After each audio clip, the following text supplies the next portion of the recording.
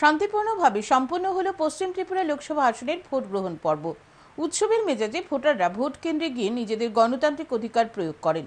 নিজ নিজ ভোট কেন্দ্রে গিয়ে গণতান্ত্রিক অধিকার প্রয়োগ করেন পশ্চিম ত্রিপুরা লোকসভা আসনের বিজেপি প্রার্থী বিপ্লব কুমার দেব ও ইন্ডিয়া জোটের প্রার্থী আশিস কুমার সাহা। কয়েকটি বিক্ষিপ্ত ঘটনাকে বাদ দিলে শান্তিপূর্ণভাবে সম্পন্ন হলো পশ্চিম ত্রিপুরা লোকসভা আসনের ভোট গ্রহণ পর্ব। নির্বাচন কমিশনের ঘোষণা মোতাবেক শুক্রবার সকাল 7টা থেকে কঠোর নিরাপত্তা ব্যবস্থার মধ্য দিয়ে শুরু হয় ভোট গ্রহণ প্রক্রিয়া। সকাল থেকে ভোট কেন্দ্রে ভিড় জমায় গণদেবতারা। কিছু কিছু ভোট কেন্দ্রে ইভিএম বিকলের কারণে ভোট গ্রহণ শুরু হতে বিলম্ব হয়, ফলে ভোগান্তির শিকার হতে হয় গণদেবতাদের। এই দিন আর.কে. পুর বিধানসভা কেন্দ্রের অন্তর্গত উদয়পুর ইংলিশ মিডিয়াম স্কুলের ভোট কেন্দ্রে নিজের গণতান্ত্রিক অধিকার প্রয়োগ করেন পশ্চিম আসনের বিজেপি প্রার্থী বিপ্লব কুমার দেব। ভোটদানের পূর্বে এই দিন প্রথমে তিনি উদয়পুরের মাতার বাড়িতে যান, সেখানে মায়ের পুজো দিয়ে আশীর্বাদ নেন। তারপর তিনি ভোট কেন্দ্রে যান। ভোট কেন্দ্রে গিয়ে নিজের গণতান্ত্রিক অধিকার প্রয়োগ করেন।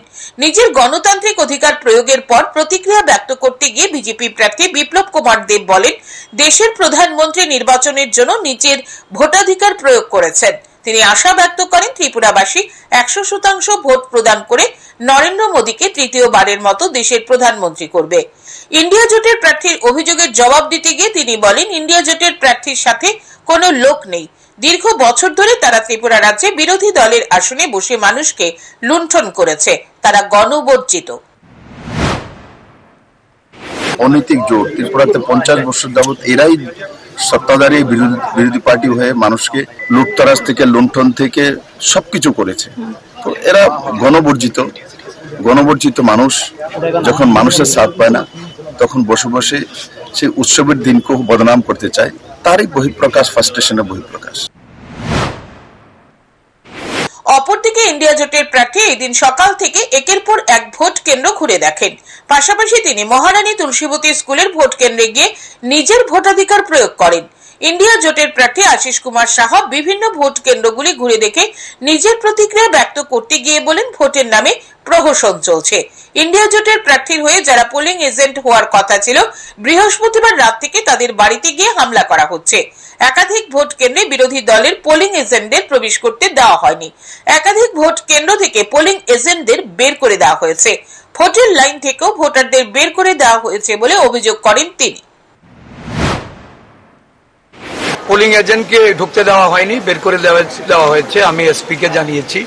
আমি পুলিশ অবজারভারের সঙ্গে কথা বলেছি। এখানে আরুর সঙ্গে সেভারেল টাইম আরুর সঙ্গে আমার ইন্টারেকশন হয়েছে। আরও নিজে বলেছে যে আমি পোস্ট অফিস চৌমুহনী থেকে এসে তাদেরকে তুলে নিয়ে ঢোকাবো। এখন অব্দি আমি বসেছিলাম, আমি এই মাত্র এসেছি। 7:30টায় আমার ভোট দেওয়ার কথা। এই দিন ভোট গ্রহণ প্রক্রিয়া শুরু হওয়ার সাথে সাথে শাসক ও বিরোধীদের অভিযোগ পাল্টা অভিযোগ শুরু হয়। কিছু কিছু ক্ষেত্রে অভিযোগের সত্যতা খুঁজে পায় প্রশাসনিক আধিকারিকরা। বেশ কিছু অভিযোগ খতিয়ে দেখে ব্যবস্থা গ্রহণ করে প্রশাসন। কয়েকজনকে গ্রেপ্তারও করা হয়।